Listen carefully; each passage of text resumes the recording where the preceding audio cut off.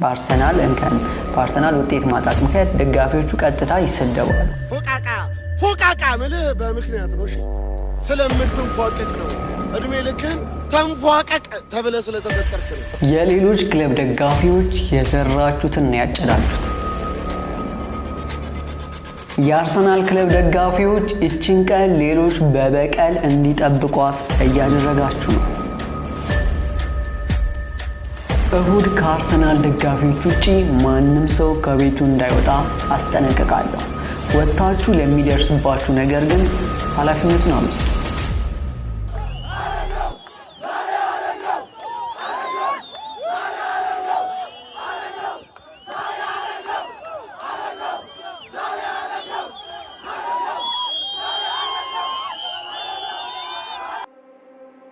ታዲያስ እንዴት አላችሁ? ለመላው የአርሰናል ደጋፊዎች በሙሉ እንኳን ደስ አላችሁ ማለት ፈልጋለሁ። እንዲሁም ደግሞ ለአርሰናል ደጋፊ ቤተሰብ የሆናችሁ ወላጆች ሊሆን ይችላል ልጆች ሊሆናችሁ በሙሉ እንኳን ደስ አላችሁ ማለት ፈልጋለሁ። በእርግጥ አንዳንድ የአርሰናል ደጋፊዎች የሌላ ክለብ ደጋፊ ማንንም እንኳን ደስ አላችሁ እንዳይለን ሲሉ ሰምቻለሁ። እኔ የማንንም ክለብ ደጋፊ ስላልሆንኩ አሁን ላይ እንኳን ደስ አላችሁ ማለት ወዳለሁ። በስነ ልቦና ካታርሲስ የሚባል ነገር አለና ካታርሲስ ምንድነው? አንድ ሰው ለረጅም ጊዜ በውስጡ ሲያስጨንቁ የነበሩትን ከባድ ስሜቶች አውጥቶ ሲለቃቸው የሚሰማው የአእምሮ ሰላም ነውና ሰሞኑን የአርሰናል ደጋፊዎች ያንን ለማድረግ ሲጥሩ ተመልክተናል። ሲያለቅሱ ተመልክተናል፣ ሲጮሁ ተመልክተናል። አንዳንድ ቪዲዮዎችን እንመልከት። ያላያችኋቸው ሰዎች እንድትመለከቷቸውና ስለምን እያወራው እንደሆነ እንድንግባባ አለፈልን። ይህን ቡድን ስንደግፍ ማለት ስንትና ስንት ዓመት ስንት ደጋፊ አለቀሰ። ግን አሰካኖኝማ ዋንጫ በልተናል። የሰደባችሁን የናቃችሁን እንደ ትንሽ ያያችሁን ዋንጫ በልተናል። አርሰናል የፕሪሚየር ሊግ ዋንጫ በልቷል። ታምራቶች አሁንም እንደቀጠሉ ነው። አንድ የአርሰናል ደጋፊ አርሰናል ሻምፒዮን መሆኑን ተከትሎ ስፒከር በመያዝ ከተማ ላይ በመውጣት የተለያዩ ደጋፊዎችን አርሰናል ሻምፒዮን መሆኑ የሚገልጽ እያሳያቸው ነበር። ድምፃዊ ሚካያስ ቸርነት እንደምትመለከቱት አርሰናል ሻምፒዮን በመሆን ዋንጫ በማሰራትና ማሊያውን በመለስ ድሉን ሲያከብር ነበር የተስተዋለው። ይህም ሁኔታ ደግሞ የብዙዎችን ትኩረት ስቦ ነበረ። 8 የአርሰናል ደጋፊዎች የህብረተሰብን ሰላም በማወክ በቁጥጥር ስር ውለዋል። ዩጋንዳዊው ሶሎሞን የተሰኘ ፓስተር ራእይ ታይቶኛል በማለት አርሰናል እስከ 2030 የእንግሊዝን ፕሪሚየር ሊግ ዋንጫ እንደሚበላ ተናግሮ ምዕመናኑን ነበር ያስደሰተው። 8 የአርሰናል ደጋፊዎች ቅጥ ያጣ የደስታ አገላለጽ አሳይተዋል በማለት የህብረተሰብን ሰላም በማወካቸው በቁጥጥር ስር ከዋሉ በኋላ ፍርድ ቤቱ በእያንዳንዱ ደጋፊ ላይ 500 ሽልንግ ቅጣት ጥሎባቸዋል። ኦኬ ካታርሲስ የሚባለው ነገር ይሄ ነው። በቃ በተለያየ መንገድ በማልቀስም ሊሆን ይችላል፣ በመጮ ብቻ የተለያዩ ነገሮችን በማድረግ ያንን ስሜት ለማውጣት የሚደረግ ጥረት ነው እና አርሰናል ለረጅም ዓመታት ዋንጫ ባለመብላቱ ምክንያት ደጋፊዎቹ ላይ ያሳደረው የስነ ልቦና ተጽዕኖ አለ። በዚህ ምክንያት እንደውም አንዳንድ ደጋፊዎች ኳስ ማየትም ሆነ ኳስ አርሰናልን መደገፍ እስኪያቆሙ የደረሱ አሉ። ምናልባት እነዚህ ደጋፊዎች አሁን ላይ የቆጫቸው ይሆን የሚል ጥያቄ ይፈጠርብኛልና ከምናውቃቸው ሶሻል ሚዲያ ላይ በተለይ ሶሻል ሚዲያ ላይ ከምናውቃቸው ሰዎች መሃል ሙሴ እንደዚህ ብሎ ነበር። ከዚህ በኋላ የአርሰናልን ጨዋታ ላይ የአርሰናል ደጋፊ አይደለም። አርሰናልን መደገፍ ከጀመርኩበት ከ5 ዓመት ጀምሮ ለ15 ነው ለ16 ምናምን ዓመት ይኸው ሲያቃጥለኝ ያለው። ዘርዝሩ ብላችሁ ከኔ በላይ በጣም ብዙ ትዘረዝራላችሁ። ለመጨረሻ ጊዜ በአርሰናል ያለቀስኩት 2011 ላይ በበርሚንጋም ተሸንፎ ካርሊንግ ካፑን ሲያጣ። በዘመኔ አርሰናል ትልቅ ዋንጫ ሲበላ ይቻላል። ስለዚህ ለምድሮ ጊዜን፣ ጉልበቴን፣ አይምሮዬን መስራት የምችልበትን ሰዓቴን፣ ገንዘቤን የማይሆን ነገር ላይ ማወል። እሺ እና ደግሞ ለእንደዚህ አይነት ደጋፊዎች አርቴታ ፖኤቲክ በሆነ መንገድ አንድ ንግግር አድርጎ ነበር እና ገርሞኝ ነበር። ያንን ንግግር ስሰማው ያልሰማችሁ ሰዎች ካላችሁ እንድትሰሙት ልጋብዛችሁ። በማንቸስተር ዩናይትድ በተሸነፈ ጊዜ በካሪክ ማን ዩናይትድ አርቴታ እንደገና አርሰናልን በጀልባ መመሰሉን ደግሞ ተጠቀመበት። አርሰናልን አሁንም እንደ ጀልባ ቆጠረ። ለደጋፊዎቹም ለተጫዋቾቹም አንድ ላይ ነው መልእክት ያስተላለፈው። ወደ ጀልባው ተጠቃላችሁ ግቡ። ይሄ ሽርሽር መጨረሻው በጣም አስደሳች ይሆናል። ይሄን መልእክት ነው ያስተላለፈው። ተስፋ እየቆረጣችሁ ከጀልባው እየዘለላችሁ የምትወጡ በኋላ ይቆጫችኋል። ብዙ ደጋፊዎች ለንደን ያሉት ብቻ አይደሉም፣ በመላው ዓለም ያሉ የአርሰናል ደጋፊዎች ቁጥራቸው ትንሽ የማይባል እንደው በዓለም ላይ ያለውን የሆነ ሰርቬይ ሰርቼ ማቀርበው ቁጥር የለኝም።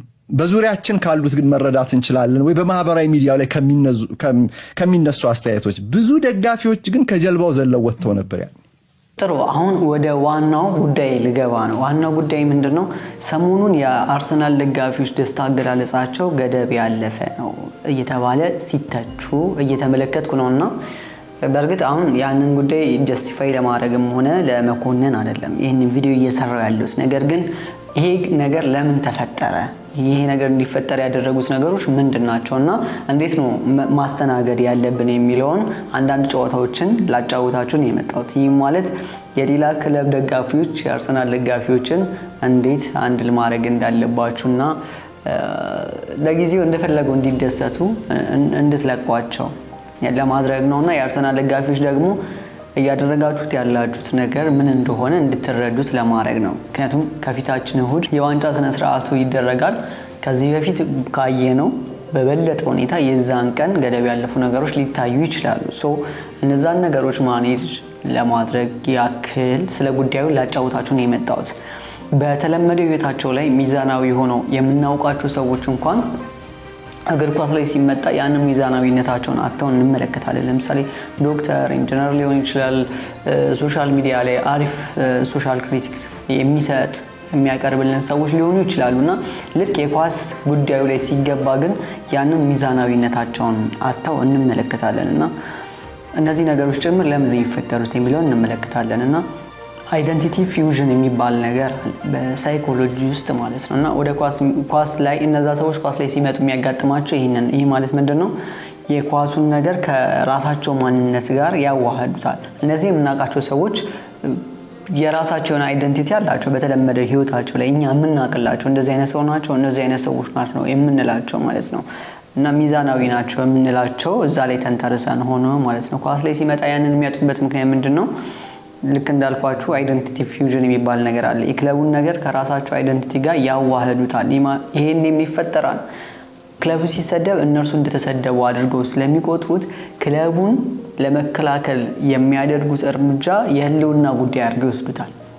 በጣም የተጋነነ ስሜት የሚያንጸባርቁ ሰዎችን፣ የተጋነነ ምላሽ የሚያንጸባርቁ ሰዎችን ትመለከታላችሁ በዚህ ጉዳይ ላይ ማለት ነው። በተለምዶ እንደምናውቀው ኳስ ላይ ስንደግፍ የነበርንም ሰዎች እየደገፋችሁም ያላችሁ ሰዎች የምንስማማባቸው ለምሳሌ አርሰናል ሲያገባ ደጋፊዎቹ አርሰናል አገባ አይሉ፣ እኛ አገባን ነው የሚሉት። አርሰናል ሲሸነፍ አርሰናል ተሸነፈ አይሉ፣ እኛ ተሸነፍን ነው የሚሉት።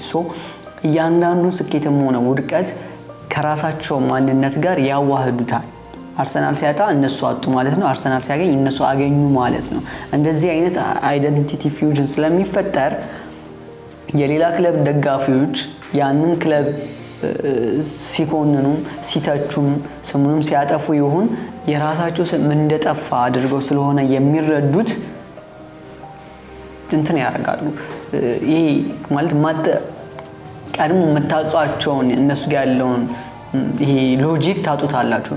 የሆነን ጉዳይ ሲተቹ ያላቸው ምክንያታዊነት ምናምን ሊትራሊ ታጡታላችሁና አንዳንድ ጊዜ እንደውም የእንትን ክለብ ደጋፊዎች ደደቦች ናቸው፣ የእንትን ክለብ እንደዚህ አይነት ይሄ ጥቅልል የማድረግ ሁኔታ ውስጥ ገብተው ጭምር ታገኟቸዋላችሁ። ይሄ ነገር ታዲያ እግር ኳስ ላይ ሲመጣ የእግር ኳስ መተንፈሻ ብቻ ሲሆን ሰዎች የሌላ ነገር ጭንቀታቸውንም በዛው የሚተነፍሱበት ሆኖ ታገኙታላችሁ። ምናልባት አውቆት ላይሆን ይችላል እኮ የሚያደርጉት፣ ግን ህግ ራሱ ልክ የዚች የእግር ኳስ ሜዳዋ ላይ የእግር ኳስ ወሬዎች ላይ ሲመጣ ምንድነው እጅ ይሰጣል ነው የሚባለው።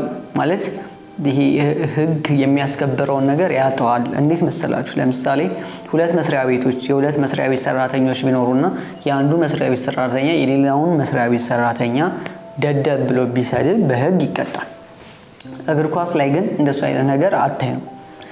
ለምሳሌ የአንድ ክለብ ደጋፊ የሌላን ክለብ ደጋፊ ጸያፍ ስድብ ሲሰድብ ብታዩ እንዴት እንደዚህ ያደርጋል ተብሎ ኳታ ምናምን አይፈጠርም። እንደምታዩ ሶሻል ሚዲያ ላይም ያለ ስድብ ነው። ግን እንዴት ነው የሚቆጠረው? ያ ነገር የደጋፊነት ስሜት ተደርጎ ስለሚቆጠርላቸው ማንም እንትን አይላቸውም። እንዴት ነው እንደ ትልቅ የጥሰት ተደርጎ ምናምን አይቆጠርባቸውም። ይሄ ነገር ምን ፈጠረ?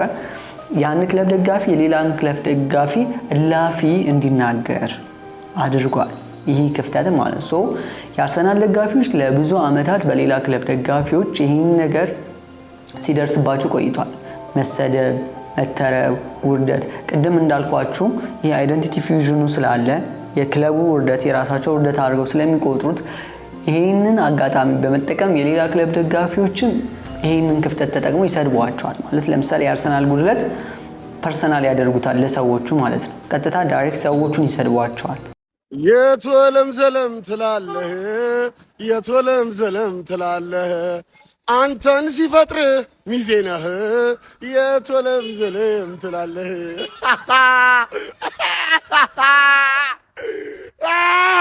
የታባ ፎቃቃ ምልህ በምክንያት ነው። እሺ ስለምትንፏቀቅ ነው። እድሜ ልክን ተንፏቀቅ ተብለህ ስለተፈጠርክ ነው። አለቅህም ደግሞ ማለት ነው። በአርሰናል እንከን በአርሰናል ውጤት ማጣት ምክንያት ደጋፊዎቹ ቀጥታ ይሰደባሉ። ስለዚህ እነዛ ራሳቸውን ከክለቡ ጋር አዋህደው በዚህ በኩል ያሉት ደግሞ ያንን አጋጣሚ በመጠቀም ቀጥታ ሰዎቹን አታክ ስለሚያደርጉት ሰዎቹ በብዙ ዓመታት ውስጥ ራሳቸውን የማይሆን የስነ ልቦና ጫና ውስጥ እንዲከቱ አድርጓል። ይሄ ደግሞ ለአርሰናል ደጋፊዎች ላይ ምን ፈጥሯል? ካውንተር ፋክቹዋል ቲንኪንግ የሚባል ነገር አለ በሳይኮሎጂ ማለት ነው። የሆነ ልታገኙት የነበረውን ነገር በማጣት ምክንያት የሚፈጠር ነገር ነው። ለምሳሌ 10ኛ ከወጣ ሰው ይልቅ በሆነ ውድድር ላይ 2ኛ የወጣ ሰው ከባድ ሀዘንና ቁጭት ውስጥ ይገባል። ገብቷችኋል አይደለ? በእግር ኳሱም ውስጥ ያለው እንደዚህ አይነት ነገር ነው። ይሄ የሚፈጠርባቸው ካውንተር ፋክቹዋል ቲንኪንግ የሚባለው ነገር ምንድነው? እንደዚህ አድርጌ ቢሆን እንደዛ ባላደርግ ኖሮ የተባለ ከፍተኛ የሆነ ጸጸት ውስጥ ይገባሉ። ሁለተኛ መውጣታቸውን ሴሌብሬት ያደርጉት። በተለይ በእግር ኳስ ላይ የአርሰናል ደጋፊዎች ላይ ሲደረግ የነበረው ለረጅም ዓመታት ሚዜዎቹ እየተባሉ የሚቀርብባቸው ተረብ አለ። ይሄ በሳይኮሎጂ ከፍተኛ የሆነ ጫና ያሳድርባቸዋል እነሱን ማለት ነው። ገብቷቸዋል አይደለ? ለምሳሌ በዚህኛው ዓመት 2ኛ ወጣ፣ ቀጣይ ዓመት ላይ የማሸነፍ ጉጉት ውስጥ እንዲገቡ ሆኖ ነው የሚያልቀው። ቀጣይ ዓመት ላይ አሪፍ ፐርፎርማንስ እያሳዩ ሲሄዱ በቃ ዘንድሮ አሳካ ነው የሚል ስሜት ውስጥ ጉጉት ውስጥ ይገባሉ። ባለቀ ሰዓት ያንን ሲያዙት ከዛ የሌሎች ክለብ ደጋፊዎች ደግሞ ያንን አጋጣሚ ተጠቅመው ሲሳለቁባቸው ሊትራሊ ስነ ልቦናቸው እየተጎዳ ይሄ ኢንፌሪዮሪቲ ኮምፕሌክስ የበታችነት ስሜት የውርደት ስሜት እየተሰማቸው ነው የሚመጣው። ሳብኮንሺየስሊ እነዚህ ለነሱ እንደዚህ ነው ብለው ላይ ገልጹላችሁ ይችላሉ። ግን በቃ ሰብኮንሺየስሊ ያ ነገር እየተጠራቀመ ይመጣል። የመሸነፍ የውርደት ስሜት ማለት ነው።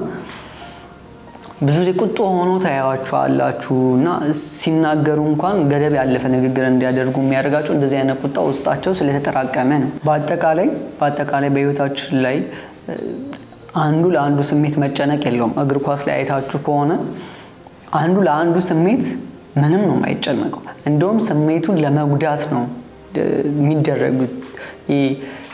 እግር ኳሱ እኛ ጋር ከመዝናኛነት ይወጣል።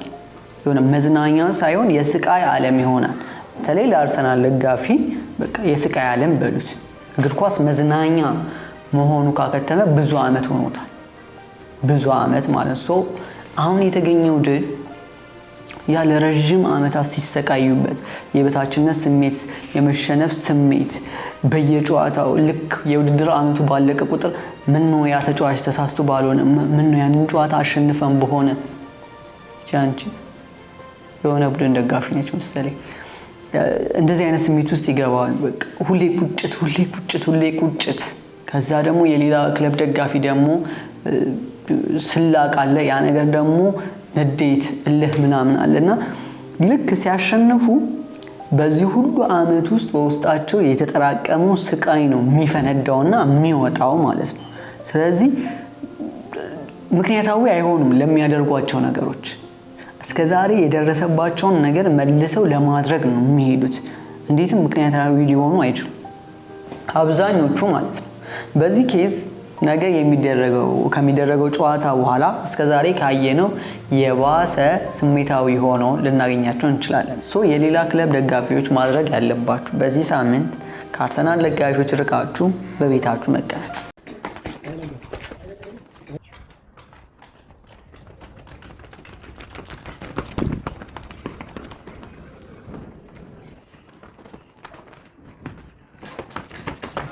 ለምሳሌ እሁድ የምትታወቁ የሌላ ክለብ ደጋፊዎች አርሰናል ደጋፊዎች ያሉበት ቦታ ላይ ባትገኙ ጥሩ ነው። የሚያደርጉት ነገር ስለማይታወቅ በጣም ስሜታዊ ሊሆኑ ስለሚችሉ ማለት ነው። እና ይሄ እንዲሆን ያደረግነው ደግሞ ራሳችንን ሚንስ የሌላ ክለብ ደጋፊዎች ይሄ ስሜት እንዲፈጠርባቸው አድርጋችሁ ውጤቱን መቀበል አለባችሁ። ለምሳሌ አንድን ሰው ቅጥቅጥ አድርጋችሁት እድሉን ሲያገኝ ሲመታችሁ እንዴት ትመታኛለህ ማለት አትችሉም። እናንተ የፈጠራችሁት ዓለም ስለሆነ ማለት ነው። ይሄ ነገር ደግሞ ቀጣይ ወደ ማንቸስተር የሚቀጥል ይመስለኛል። አሁን የ22 ዓመት ጉዞ የአርሰናል ተዘግቷል። የተዘጋ ምዕራፍ ነው። ዋንጫ ያለ መብላት ምዕራፍ አርሰናል ጋር ተዘግቶ አሁን ወደ ማንቸስተር ዩናይትድ መጥቷል።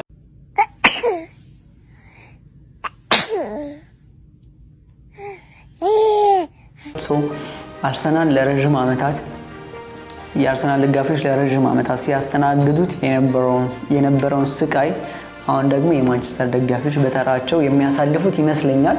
መንገዱ ከአሁኑ ተጀምሯል።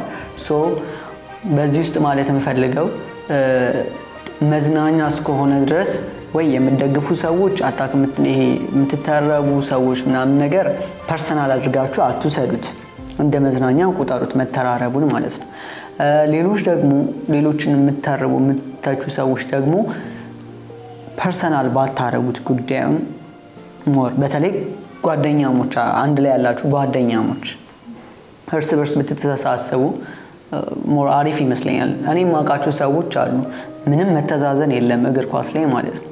ከጨዋታ በኋላ ያለው መተራረብ ለነገ የለውም። ከፍተኛ የሆነ ሰውን ለማናደድ የሚኬድበት ርቀት ጤናማ አይደለም። ስለዚህ ሁሉም ነገር ገደብ ሲኖረው ደስ ይላል። ደስ የሚለውም የሚጣፍጠውም እንደዛ ሲሆን ሰውን ስናናድድ ለነገ እንዲተርፍ ማድረግ የለብንም። በቃ ዛሬ ተናዶ ሊረሳው በሚችለው ደረጃ መሆን አለበት እንጂ ቀን አግኝቶ ያንን እንዴት እኛ ላይ መልሶ እስኪያወጣ የሚያደርስ መሆን የለበትም።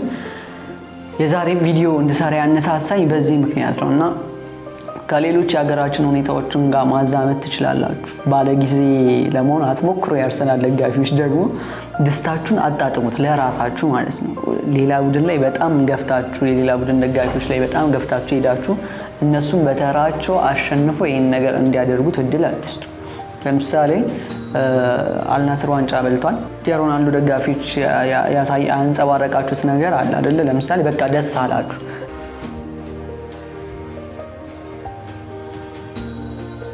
ደስታችሁ ከራሳችሁ ጋር ነው።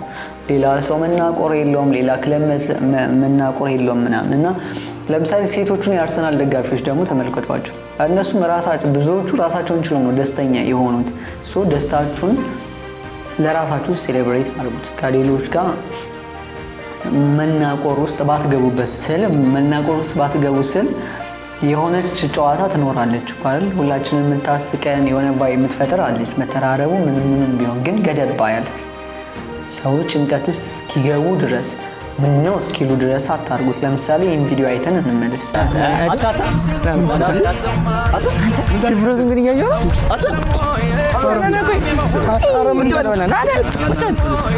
እንኳን ደስ ያላችሁ። ኧረ እባክህ እውነትህን ነው። ማርያምን ደስ ብሎኛል። አቅበጥብጦሽ ነበር ደግሞ ማርያምን አርጎሽ ነበር። የጓደኛዬ ልብስ ነው። ማርያምን የጓደኛ ማን ልበስ አለታል። እኛ ቤት አሁን እኮ ጫማ ሙሉ ያ ነው። እሺ እንደውም ለምን አስጨፍር ነው እንዴ? አስጨፍር ደስታችሁ ደስ ይላል። አስጨፍር እሺ ተቀበሉኝ። አልቀበልም። ራስህ እንትን በል። ራስህ ተቀበል። ራስህ ዝፈን። አሸኘኋትም በስነ ስርዓት ሌላ ነገር አሸኘኋትም ወይ ይላል። አትበላ። እሺ ቁጭ ልበል። አሸኙኝም ወይ ብላ አስተካክል። አሸኘኋትም ወይ ትላለህ። አሸኙኝም ወይ ልሄድ አይደለም ወይ አሸኙኝም ወይ የምር እንደዚህ የሚሰማቸው ሰዎች የምር እንደዚህ እየተሰማቸው ከሆነ ትንሽ ጥሩ አይደለም። ስለዚህ ድጋፋችንን ደስታችንን በራሳችን እናክብረው። ለረጅም ጊዜ እንዲቆይ ለማድረግም ሌሎች ቡድንም አጋጣሚዎችን እንዲጠብቁ ሳናደርግ ማለት ነው ደስታችንን ከራሳችን ጋር ብቻ ብናከብረው አሪፍ ነው። መልካም ጊዜ ይሁንላችሁ። ለእሁድ የሌላ ክለብ ደጋፊዎች ከአርሰናል ደጋፊዎች በመራቅ እንደፈለጉ እንዲያከብሩ ፍቀዱላቸው። የጸቦች ምናምን እንዳይፈጠሩ፣ መቀያየም እንዳይፈጠሩ። ምክንያቱም ቀላል አይደለም። ይሄ ሁሉ አመት የታመቀ ነገር ሲፈነዳ የሚፈጥረው ቀውስ ቀላል አይደለም። ሰው ያንን ላለማድረግ ምክንያታዊ ይሆናሉ ማለት ከባድ። እነሱ ራሳቸው እንዲቆጣጠሩ ከመንገድ ይልቅ ሌሎቻችሁ መራቁ የተሻለ ነው። ለዛሬ የነበረን ቪዲዮ ይህንን ይመስላል። መልካም የደስታ ሳምንት ለአርሰናል ደጋፊዎች እመኝላችኋለሁ። ነገሮች በቅጡ ይሁኑ። መልካም ሳምንት ይሁንላችሁ። ፊሽካ ይነፋል። አንቶኒ ታይለር ፊሽካ እንዲነፉ ይጠበቃል።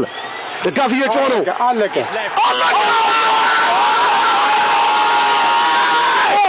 አርሰናል ሻምፒዮን!